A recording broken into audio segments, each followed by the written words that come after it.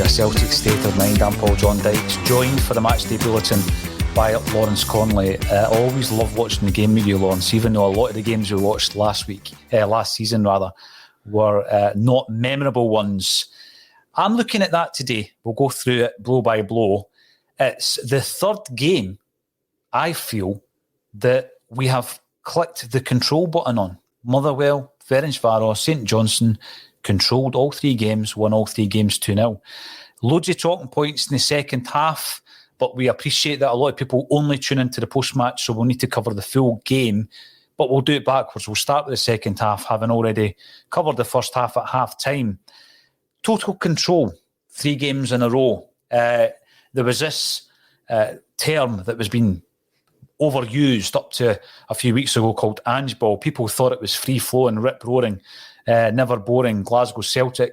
Is it that, or is it more this controlled passing game, not panicking, sticking to your game plan and ultimately coming away fairly comfortably, as we have done in the last 3 games now? Listen, we're definitely getting rid of the feeling of panic at the back when we're passing the ball about. I don't know if it's because of playing more together. We're just getting used to it. Maybe it's a support saying, look, these guys can do this. The guys are growing confidence, aren't they? Mm-hmm. Listen, the way Cam Davidson set up his team had a lot to do with it, but they go in the first 5 minutes of both halves, then parks the bus. It's still 1-0 away. 20, 15 minutes to go, and then he thinks, right, we'll go and try and nick one. That's what anyone's going to come here and do, but it's hard to break down. But Celtic found a way, didn't they? There's a lot of positives to take from that. Giakoumakis, opens his account. Jota, another outstanding display. Yep. Listen, we don't even need to mention Tony Ralston anymore. We know he's a good game. Mikey Johnson comes on and does well. For the second game? Aye. Juranovic penalty. Called it, didn't technique. We? Aye. It's and geez, it wouldn't be a weekend if the ref wasn't making bad decisions. We will also have a dig deep into those decisions. And in particular, there was one incident, because when you were talking there, I was thinking, right, we'll run from the back and we'll run through the team. There's not much to say about Joe Hart. He didn't really have a great deal to do, but he did get involved in calming down Cameron Carter-Vickers after he was kicked, punched, and then booked for his trouble. That level of refereeing, there was a point there when we won the penalty. The referee had completely lost control of the game. Yeah, I mean, it played advantage for Phil and Kyogo. There's then a Phil, 4 or 5 yards outside their box, plays advantage, but comes back almost to the halfway line, and you're going, ref, I'm not sure that's advantage. And then we flash on an opportunity and get a penalty. But he just didn't know what was going on, did he? Saying that we could add another pen after that. It's only a two-handed push by the keeper on. You're thinking, well, ref, if that's not a pen, what is? And he's got a decent shout at the end as well. After Mikey Johnson's hit the post, comes back out, it looks like he's going to get it, and it looks like St Johnstone boy just bowls him over. Listen, I rate the goalie. I think he is an excellent keeper. But the way that he was screaming for a handball after Polaks and Jota just minutes before, I just thought, wind your neck in. Let's have a look at the league table at the moment, because we are stringing a run of results together, Lawrence, which has meant that although we're still sitting fourth in the table, we're on 19 points. The 3 teams above us are all on 20, and they are Dundee United, Rangers and Hearts, who top the league. Rangers, of course, play tomorrow. They've got a game in hand. Celtic have superior goal difference to anyone else in the division. And as we said at the beginning of the show, we were in a position where Celtic had won 50% of their games. Andrew was coming under a lot of criticism. Has he weathered the storm? Yeah, listen, sometimes you've got to run your own race, as he says, isn't it? We can see the performances are improving as we get players back and he's getting options. Hopefully it continues like this for the rest of the season, but we have been warned by our Antipodean friends that there's going to be some ups and downs to come for the rest of the season. But things are certainly looking a lot better than they were after his first few games. Hearts top in the league. Geez, they must have been thinking, if only we could have got a result in the south side of Glasgow, the Hearts must be thinking, what if, But It's looking like an interesting season. 4 teams separated by a point. Well, certainly we've come over a real bad patch of form and a bad injury crisis that we had, which probably caused a bad patch of form. Winning 2-0 comfortably in the last 3 games, looking controlled. The defence is looking settled. We're starting to get options up front. Great finish for the first goal. Great finish. Tony Ralston built that ball across, and Yakimakis, classic finish. I think the big thing for me, Lawrence, is options. Kyogo, I don't think many people will argue the case that he is less effective when played out wide. You spoke about a change at half-time where you said, if you bring off Yakimakis for Abadan and bring Kyogo into the centre, that's exactly what happened. That's his strongest position. But that's an option we didn't have against the likes of Michelin and in the earlier games. I mean, we spoke earlier about how and I know that the world doesn't work like this, but we could be better prepared going into these European qualifiers. We know that when they're played every single season, but if we were to play Michelin now, this week, it'd be a different game altogether. We've got more options. I mean, there's something Ange said, though, is like, he said we'll never go into a game as badly prepared as it again. And he'd taken the blame for it. He said, well, it's my fault I didn't persuade them how quickly and how many players we needed in. So, he's definitely leading from the front, isn't he? He's saying it's down to him, the football's down to him.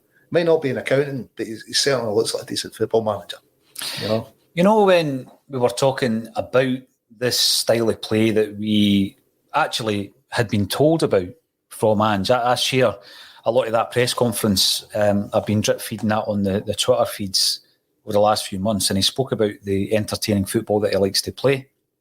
He spoke passionately about his late father and the type of football he would like to play, and that's basically the way that he approaches his football. Lawrence, he wants to play football that would please his late father. He liked entertaining football. That's all fair and well, but I think the biggest issue was that we weren't getting the results. We weren't stringing a run of games together, which we now are. And I know that when you look at the fact that we're only 10 games in the league, we're 60% win rate in the league. We're a point behind, and I know that Rangers play tomorrow. When we talk about the other teams in the league and the fact that obviously Hearts, newly promoted, are currently sitting top, fair play to them. Dundee United maybe haven't been getting as much credit as Hibs, who are now sitting in 5th position, 4 points behind Celtic. Dundee United's start to the season has been hugely impressive as well. When I've seen this happening in all the years that I've watched Celtic and Scottish football, whenever there's a team that challenges early doors, and I remember the famous or perhaps infamous season where Hearts went 12 games unbeaten under George Burley, and the season absolutely collapsed after that. I think that when you're looking at it, if Hearts, Hibs or Dundee United go into January and they're still there or thereabouts, the key is, can and would they strengthen?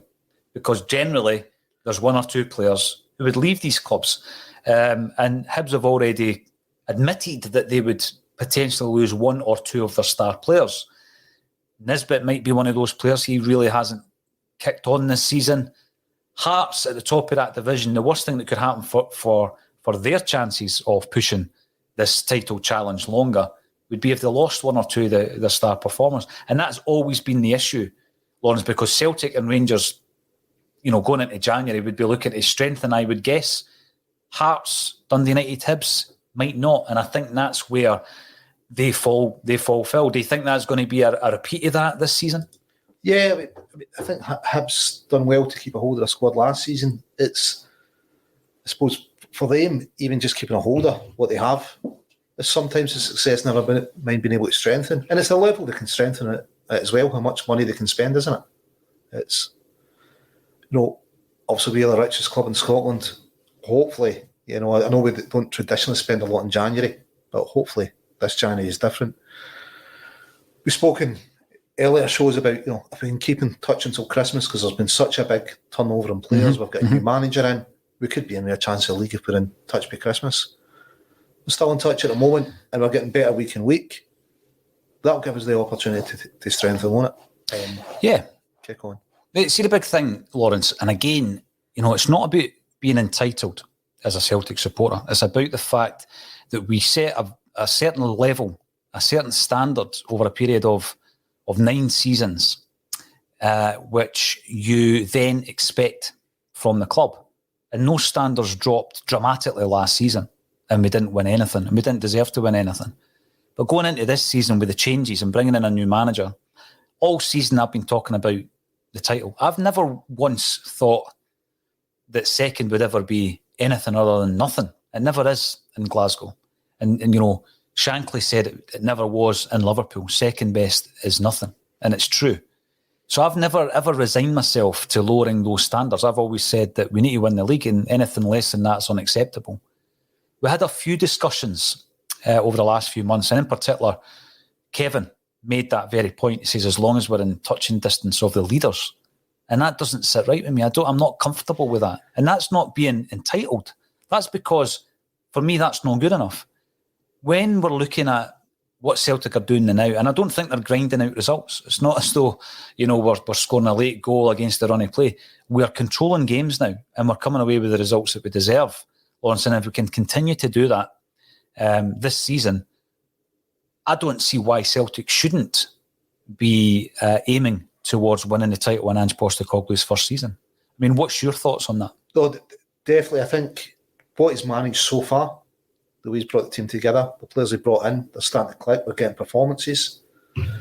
1 point off the top, potentially 4 after tomorrow, who knows? But, he's given himself a platform to go on and win it. If it stays this way, we're within 1 or 4 points at the top of the January transfer window. Mm-hmm.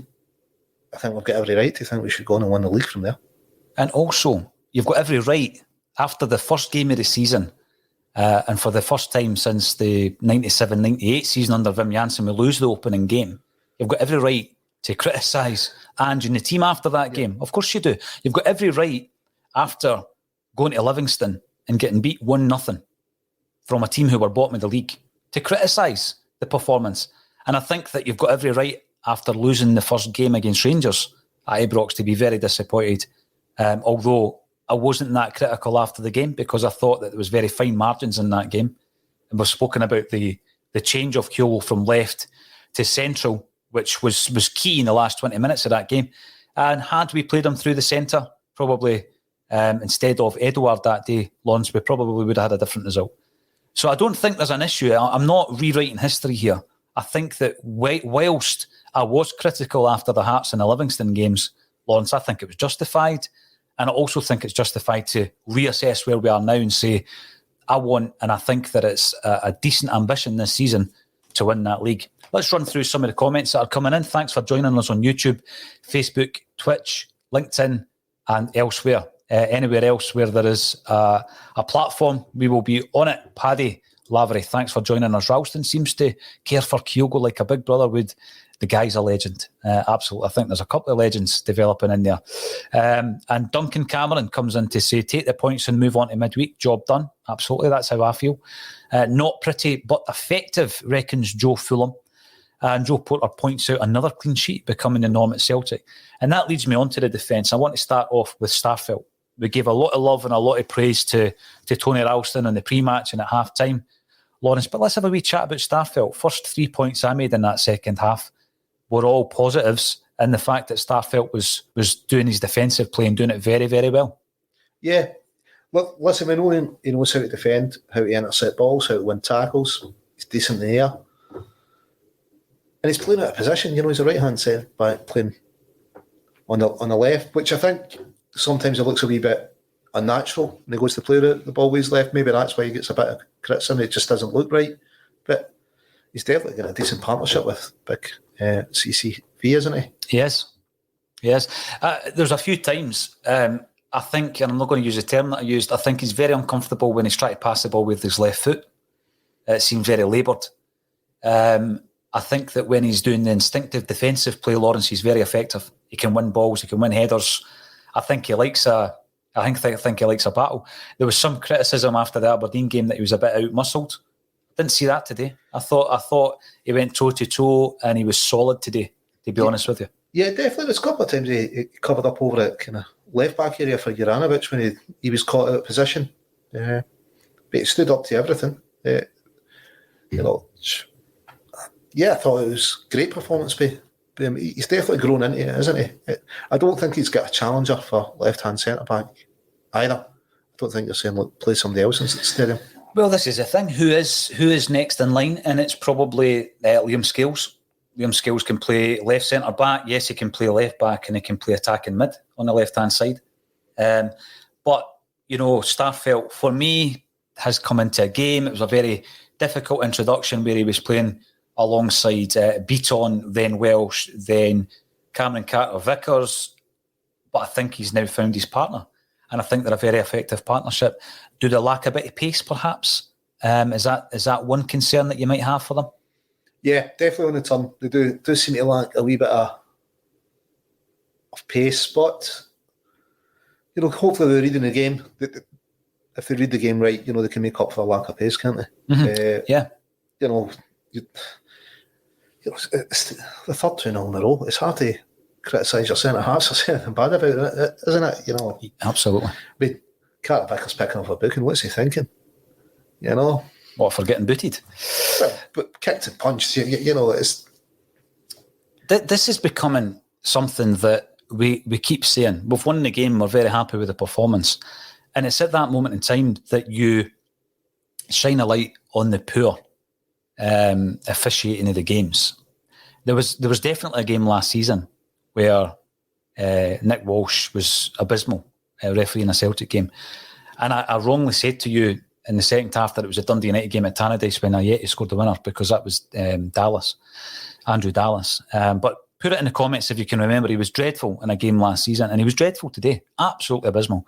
Completely lost control of the game, Lawrence. And there's a couple of times where you think, what do you need to do to get sent off against Celtic? Yeah, totally. I mean, if his first kick, the whistle hasn't went, it's certainly went by the second kick. And, after that, he raises his hands. So you think... Oh. And who's in the thick of it? Tony Ralston. Aye. Tony will sort him out. Don't worry about it. And, for a keeper pushing you up, there's no... Two hands. Aye, yes. What is it that's not a penalty about this?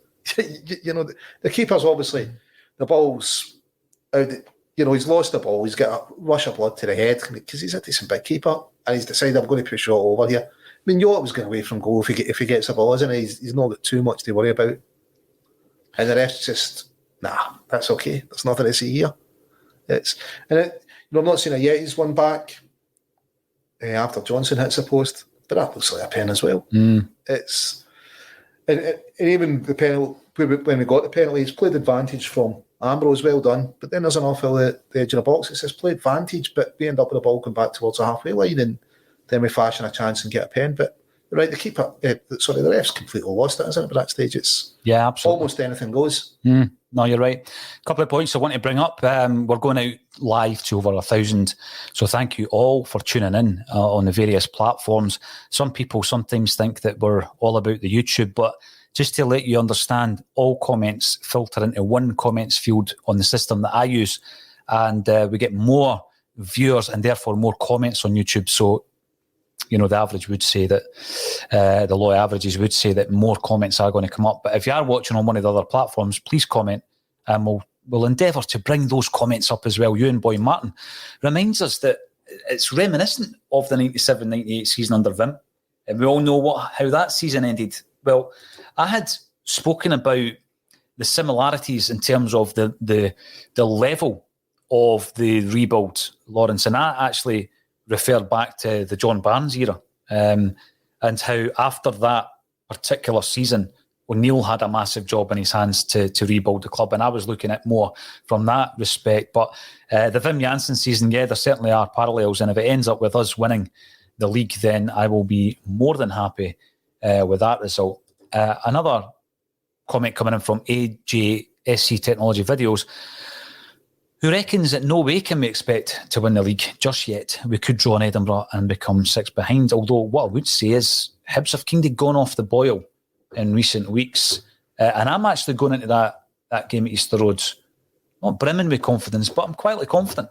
Well, who would be the form team just now? I think we went through a bad patch. We're looking good. We're talking about still being in touch. The January transfer window, if we're still, within 4 points of the top of the league and we strengthen, I think you've got every right to expect to go on and win the league from there. It's whether we do or not, it's a different matter. But I think any team that's within 4 points of the top, that's the richest club in their country, and can strengthen, and if they've got the second half of the league campaign going, they should. I think it's quite reasonable to expect to go and win it. Whether it'll be maybe what he's alluding to, it'd be some achievement for Ange to actually do that in his first season, to change so many players, to go through such a bad. I mean, lost 3 games in the league already. All the behind the scenes turmoil, Lawrence. The CEO who was a big part in the negotiations to bring him here leaves after 72 days. No head of recruitment. No head of recruitment. No head of sports science for months. Comes in. Yeah. We ran from June till Anton McElhone was appointed months later. Without that key element in the backroom team, no director of football, we don't even know if that's still the plan. We don't know if that's going to be the structure. We just know, another review, this time Gordon Strachan's review, because we had a review. What happened to that January one? Never heard back for that, did we? I think it's in the round file.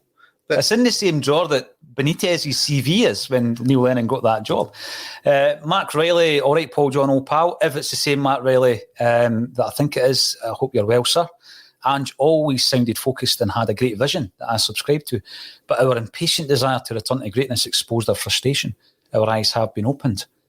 I get that. I totally get that. I think there was a huge amount of frustration. It kind of boiled over from last season, Lawrence. There was a hangover from last season, wasn't there?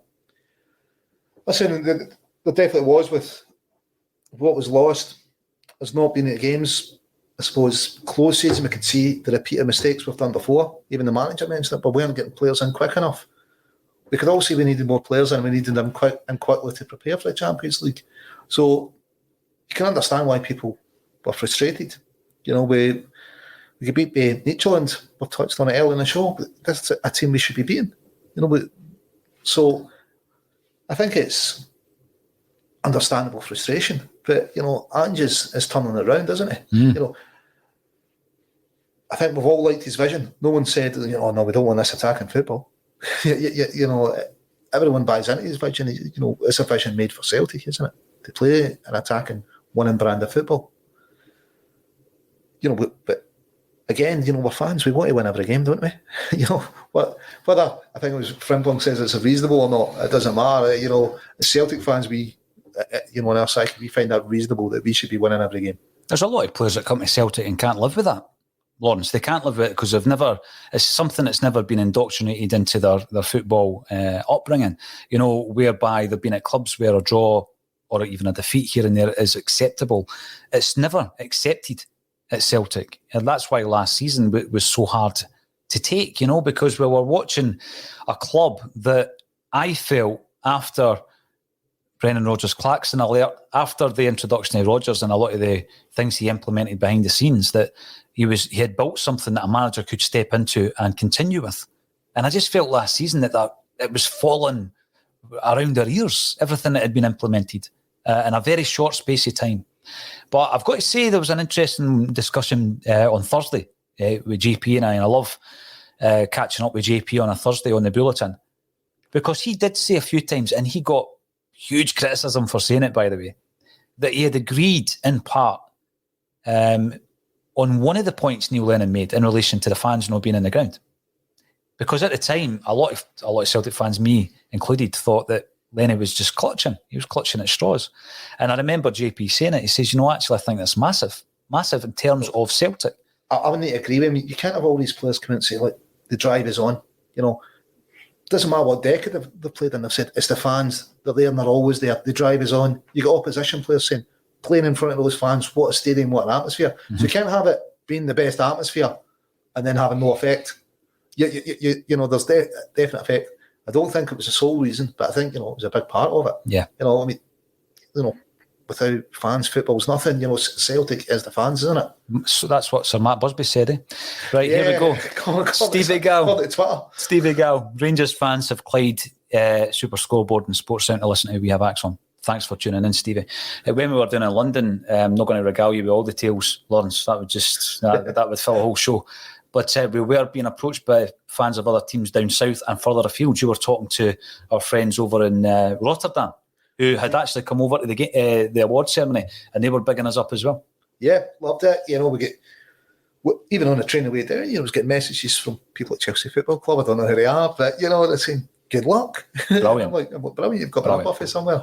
Lovely. And we'll keep it going. And the big thing I keep saying is these live streams, the reason that we do them live is because it's live and interactive. And what we will do in the future, once our Kelvin is back in the room, is we'll set it up so that it's not going to look like a dial-in. It's not going to, even though Lawrence and I are both in the studio, it looks like a dial-in, something that you would see at work on a Zoom call, a conference call.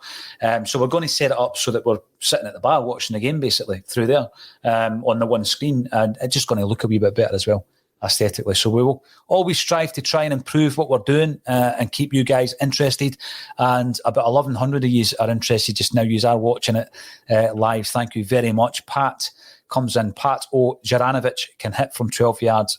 Can't he just? That boy can take a penalty, Lawrence. Yeah, we talked about it before kick-off. Almost prophetic, eh? They were saying, that's a boy. What technique he's got. And, if you're looking at his line up, he gives the keeper the eyes. He kind of looks to the left bottom corner as he's looking at it, and then, places it in the other corner. Absolutely. Now, I've asked for comments to come in from some of the other platforms because all I'm seeing is the wee YouTube logo, and there is a Facebook one coming in, so I've got to bring it up. Again, not sure who it is, but thank you for getting involved on Facebook. Kane, what an absolute disgrace. Cannot be allowed to get away with that. Well, it's as clear as day to myself and anybody else watching that, Lawrence. Well, the compliance officer's been fairly quiet in some issues. That in the Premiership this year that you thought, they'll be out in front of the compliance officer for that, and just doesn't seem to review it. Let's see if he reviews this, but, whoever Nick Walsh's boss is, if he's not pulling in after our performance, if he's not dropped down the division, well, where's his motivation to improve? Because it can't be allowed, it's just unacceptable. It's poor, it's incompetent, and we were obviously glad of the win, but on another day, when it's 1-0, you start asking yourself, are these decisions only being made in this way because he knows that St Johnstone are still in this game at 1-0, Lawrence? And it does concern me because I think it's really poor performance time after time after time, and we'll keep calling it out. And it's not a conspiracy. I mean, it's very objective. This is what's happened. We've all seen it. And it's a poor decision and it's a poor performance. Daniel Steen, welcome to the show. Great show, boys. New to the game and your channel here in Australia. Now a Celtic and ACSOM fan for life. The power of Ange. The power of Ange. We're talking about that during the game, Lawrence. The amount of people tuning in from Australia, Canada, America and Japan. And it's going up all the time. Jared Hill. Yeah. Jared from the Boys from Down Under podcast is sharing their stuff out there in Oz. Good lad, Jared. We'll get him back on a regular basis. I realise that we're a bit running out of time here. It's 28 minutes in, but there's plenty more to discuss. And I think that it would be remiss of us to go through the post-match without talking about Giakoumakis. I mean, I think we had seen 50-odd minutes over a period of 3 substitute appearances, but already he started interesting the Celtic fans. He was impressing us, Lawrence. Yep. We've seen his first start today. And he got a cracking opening goal to open his Celtic account. Listen, what technique? Because there's some amount of pace in that ball from Ralston. He knows the keeper's going to his the keeper's right hand side, and he's put it the other way into the corner. You're thinking that's a top finish. He's managed to keep that down. Brilliant. It looks to unsettle their back line. St Johnstone have come here and before in recent seasons and look settled when we've thrown the ball into the box. I don't think they look too settled because I think they're worried about him. They know he's a danger at cross balls. So great performance from him. Before our option was a Yeti, and for whatever reason it's not working for him at Celtic. But we've now got options that you think, they could get us a goal. Definitely. The opposition need to worry about him. They need to worry about Kyogo. Doesn't matter who's going to be playing up front. Don't think he's done enough to take the centre forward shirt off of Kyogo yet. But it's good that he's putting in a performance, isn't it? Yeah, no, it is. Another player that put in a cracking performance, Mikey Johnston. I'm just about to bring this up, actually, from Duncan Cameron, Lawrence, who says Mikey J looking sharper than ever. That's 2 games in a row he's looked sharp. Aye, some of those balls in. And when he's hit the post, he's been really unlucky. You know, he's made that yard of space, he's curled it in, and another day it's inside the post and in. His crossing was great, he's beating players. He looks sharp, he looks fit. It's an option in the left that we didn't think we were going to have. I mean, when he first broke his first 2 seasons, it's something like a goal every 4 games. Was it 6 goals, 24 games, something like that? And more or less the same the next season. And the last couple of seasons, it's just blighted by injury, isn't it? It has been. And, you know, another special mention, actually, because I don't think we've mentioned him on the podcast yet, for Karamoko Dembele, who's going in for surgery on his ankle. That was a horrific tackle in pre-season. So all the best to him, and hopefully he can come back in. But that seems to be a long-term issue. The question, I guess, around Mikey Johnston is this his last throw of the dice? Is he in the last chance saloon? And I think he probably is this season. But he is showing certainly a willingness, and he's showing the product that he might have a future at Celtic, Lawrence. Well, surely this is a manager for him. I mean, Ange comes with a reputation of developing young players. Mm-hmm. You know, if ever he needed a manager that could develop him, he's only 22, Johnson, just now. You know, he's much the same age as Joe is, and I think there's like 2 or 3 weeks between them. The platform says we're weak on the left-hand side, so he's going to get game time. Yeah. Especially if he keeps performing like that. Absolutely. Silky performer on his game. Brian O'Neill, possibly the Brian O'Neill who used to play for Celtic. In the season that I first had a season ticket, actually. In fact, I was at Brian O'Neill's debut. I'm sure his debut was against Spurs in a pre-season friendly under Liam Brady. I remember O'Neill scoring. It's probably not the same Brian O'Neill, but I'm going on a tangent. I remember him scoring a header for Scotland under 16 in the World Cup semi-final against Portugal. We're talking about Portuguese stars. The under 16 team that night at Tynecastle featured Figo. Scotland beat them 1-0. Brian O'Neill scored the header, put us into a World Cup final under Craig Brown. You'll remember it. Oh, Dickoff up front. Yeah, Eddie McGoldrick. So who else made it? Dickoff, O'Neill. Who else made it of that team? Oh, there was the goalie. Who was the big goalie? Jim. Was it Jim Watt? Somebody like that. There was a boy, Bain, that played for Dundee at the back. He was a centre half. Also, they come up with Saudi. They come up Andy McLaren was part of that team. Yes, Andy McLaren was part of that team. Yeah, definitely made that. He's doing great work with street football. Yes. Yeah, I mean, we digress. Brian O'Neill, probably not the same Brian, but welcome to the show anyway. Another win, another step. We will challenge for the league honours this season if Ange can add quality to the midfield. We'll finish off with that discussion then. When we move into January, where are we strengthening here? Because you mentioned Ajeti in the post-match today, Lawrence. I think Ajeti and Barkas have shown enough that we can't see a future for them at Celtic. Personally, Ajeti has just not worked out for him. I think that he has shown a willingness to get, fitter under Ange Postecoglou, but maybe the style or the shape that we are playing doesn't fit him. Barkas seems to have checked out weeks ago. He's played 1 game for Celtic this season. I don't think he'll play again. The other one that I think we might, offload might be Bolingoli. I've still got doubts about Bolingoli. How many do we bring in? So, for me, if Ajeti moves, which I agree, we probably should be looking at moving, we'd still need to bring in 2 forwards. We really need a 4. I know Alan Morrison says perhaps Abada could play there, or maybe, but I'd still like to see 2 forwards coming in and Ajeti going out. Walking back to midfield, I thought Turnbull did a poor game today, and I think there's something just not right in midfield. As much as it's 3-2-0 in a row, I don't think he showed a lot. Big Rogic, he's astounding as all, playing week in, week out, isn't he? He's an absolute wizard when he's on his game, and he can do things no one else on the park can do. I mean, he's through ball. For me, when Rogic is on form, he's one of those players that can unlock these packed defences, Lawrence. But I also think Turnbull is in a different way because he can pull something out the bag, like his goal against Motherwell. From distance. Turnbull starts coming into the game a wee bit, puts a couple of decent crosses into the box, drops balls over, kind of almost lobs it, mini lob in. He likes that dink. Aye. But for me, I didn't think he was doing enough. It's kind of 61 minutes into the game. He's playing more football now than he ever has done for Celtic.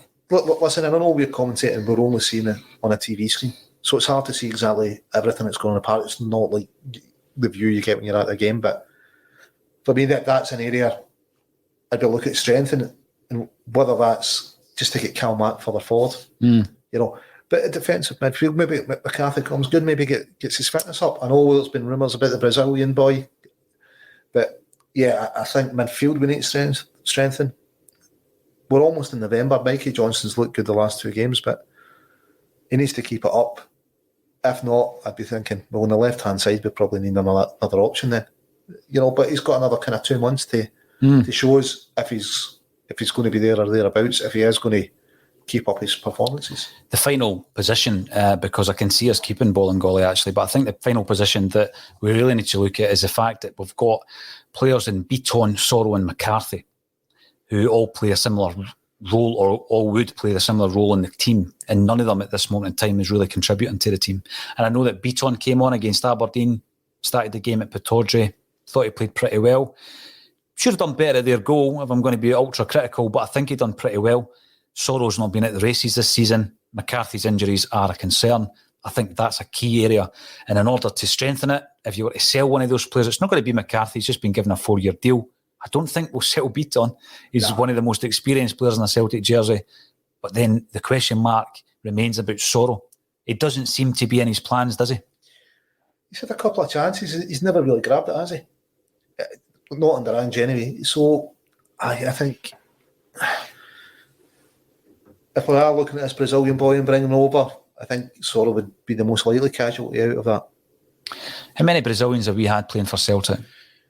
Juninho, Rafael, and the 3 trialists. The trialists on the scene. Mm-hmm. Yes, so 5 would be. They played in the reserves. They played in a game. Consul, one of the names was Consul because I wrote about them. They played against Partick Thistle or Motherwell, and it was a midweek game for the reserves at Celtic Park. And the attendance was given as 12,000. But if you dig out a Celtic view from that period, look at the actual terraces. They're mobbed.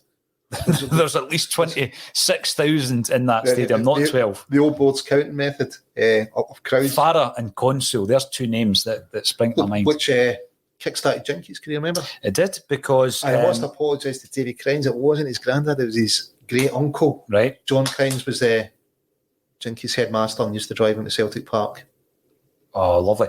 The line that I'll never forget, and I'll probably forget it while I'm trying to paraphrase here, is after the game, Jock Stein, who had gone to the game to watch the Brazilian trialists because there was a lot of red tape to get them over, he's in the toilet after the game in the Celtic changing rooms, and Jinky's standing in the toilet next to him, and he says to him that if he performed like that for Celtic, he wouldn't have to be looking for Brazilians. Yep.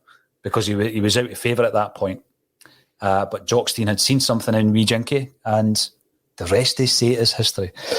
I'm happy to finish the show off with a wee story about Jimmy Johnston, Lawrence, and I'm happy that everybody has enjoyed today's game. Another 2-0 victory for Celtic. Thanks, everybody. 1,100 strong today, live on all the various platforms for getting involved. It's all about you guys tuning in, because whilst you tune in, we can continue to do this. And please subscribe if you're watching on YouTube. We're looking to increase the subscriptions and also the content. Loads coming up. All that's left for me to say is, once again, Lawrence Connolly, always an absolute joy to join me on A Celtic State of Mind, and we'll see you back on Monday at 12:30.